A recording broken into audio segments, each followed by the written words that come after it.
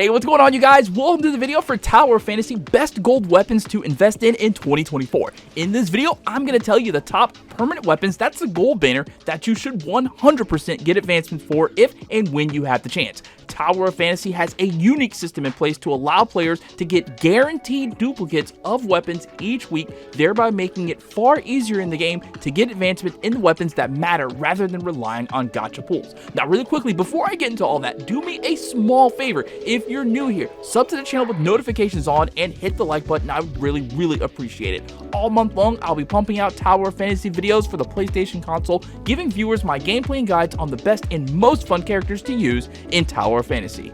Alright, so the first weapon on the gold banner that I want to tell you about is Nemesis and her weapon called Ventus. Nemesis was the first meta weapon in the game and in my opinion still is one of the best weapons for simultaneous DPS and healing. Nemesis is a support weapon that increases a player's volt damage in benediction roll, that's healer roll. At Advancement 1, Nemesis gains the ability to create an electrode after certain attacks that heals the player and nearby allies if they're within range of the electrode. In 2024, I can still confirm that the healing received from this weapon is incredible, especially when you fully awaken the weapon and get more advancements. At Advancement 3, the electrode deals area electrode damage to nearby targets, which really is a help, especially in PvP. At A5, using Nemesis' skill called Pulse Lock increases your attack by a crazy amount, more with active electrodes, and on A6, the amount of active electrodes on the field at one time increases from 1 to 2, which means double the healing received to the player and their allies, and area damage out to targets. At Nemesis' first awakening called Metamorphosis, you deal a huge burst of volt damage to all enemies within 30 in-game meters of a newly summoned electrode, and also receive a gigantic chunk of healing to yourself and allies equal to 120% of your attack. Nemesis' second awakening called Sublimation, a newly summoned electrode deals even greater damage to enemies near the electrode, but the healing received is increased from 120% of attack to 200% of attack. And yes, I can confirm that in 2024, this is life-saving heals, especially if your character has an insane attack score. I highly recommend getting the weapon to at least A3 and fully awakening this weapon at all costs if you plan to be a Volt main.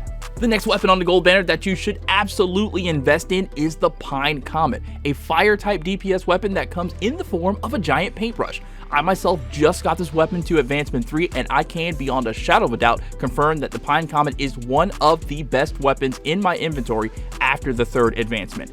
At A1, this weapon deals a crap ton of damage when using Sparrow Feather, which basically means whenever you use any attack, it triggers a spreading effect that deals extra area damage to targets and spreads Sparrow Burn to nearby targets, refreshing the Sparrow Burn duration. Sparrow Burn is basically a damage over time effect given to targets after using a flame weapon's discharge skill that lasts for 15 seconds that can be stacked twice. At Advancement 3, when your HP is below 50% of max HP, you get a ridiculous amount of healing back. Every 0.5 seconds, 0.5 seconds, you consume a Sparrow Feather and recover 1.5% of your max HP, 3% in solo play until your HP is full or all Sparrow Feathers are consumed. You get this effect even if Pine Comet isn't your currently equipped weapon. I can't tell you how much, on a personal level, that I really enjoy this feature of Pine Comet. Self-heals on damaged weapons are one of my most favorite things in games like these, and Pine Comet does it extremely well.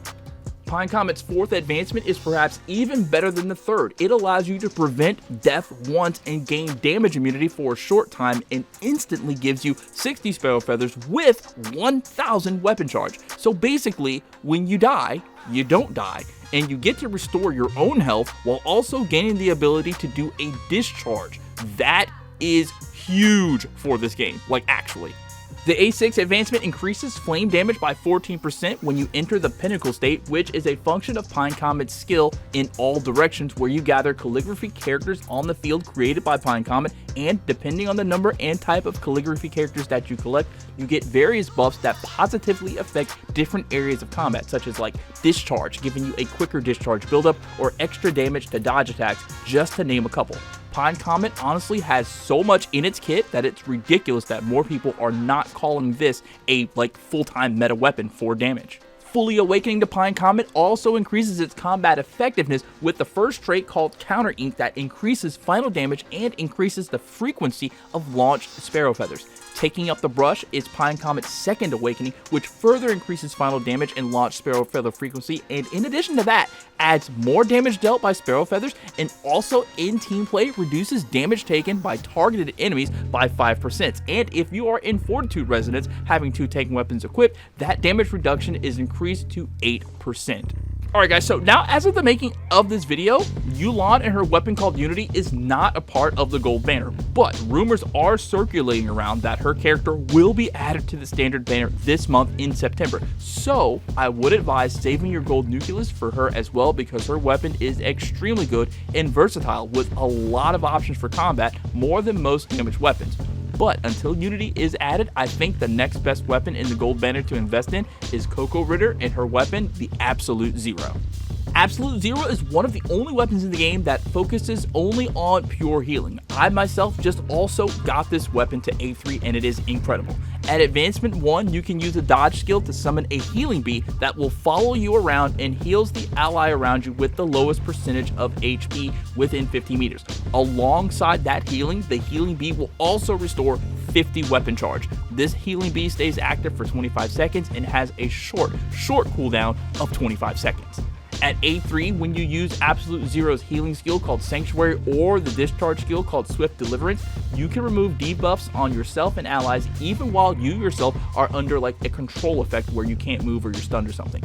A3 also increases shatter damage dealt by all allies within range by 20% and grants them immunity to control effects and for themselves being shattered. At Advancement 5, it increases all healing by 15%, and if a target that you're healing is below 60% of their max HP, like they're about to die, they get an additional 20% more healing. And A6 is absolutely nuts. Listen to this. Whenever you summon the healing bee or its 25 seconds is up and it disappears, in battle, all allies receive healing for 100% of your attack score. And in addition to that, all allies within 10 meters of the healing bee get 15% added to all of their damage and healing received. So anyone who wants to be the best healer they can be while on a budget, Absolute Zero is probably the best way to go. Now, when Absolute Zero is awakened, its first trait is called Assistance, and it increases healing effects given to allies and healing received by 20%. And her second awakening, called Trust, also increases healing out and healing in by 20%, but also whenever you use a skill or discharge, it increases nearby allies' attack by 15% for 5 seconds. Alright guys, so in closing, I want to say that I can only speak on weapons that I've used and personally can vouch for. It doesn't make sense for me to try and give information on weapons I don't currently own or use. With that being said, if you're watching this and you have any additional information to add for new players or people who are trying to decide on the next standard banner weapon they should invest in, please feel absolutely free to let us all know that down in the comments. Alright guys, and that's going to be it for this video. My name is Ventus, and if you did enjoy this video, if it was helpful in any way, shape, or form, do me a favor and please leave a like. Thank you guys so much for watching, and I'll catch you next time. Peace out.